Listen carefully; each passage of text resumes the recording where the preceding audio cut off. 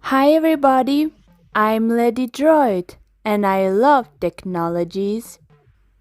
Today I want to tell you how to make your Android phone a little bit faster.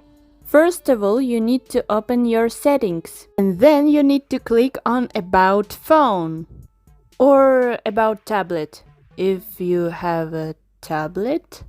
Yeah. After this, you need to open your software information. Then you need to find build number and click on it 8 times. Yeah, until you'll see the message that you don't need to do this anymore. Then you need to go back to the settings and you can see the new item in your settings named Developer Options.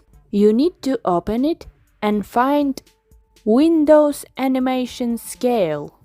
Then you need to click on it and choose 5x instead of 1x. Then you need to repeat it with Transition Animation Scale and Animation Duration Scale.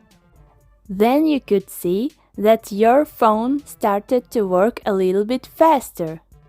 Thank you for watching this video and don't forget to subscribe on my channel. I'm sorry if I made any mistakes because English is not my first language.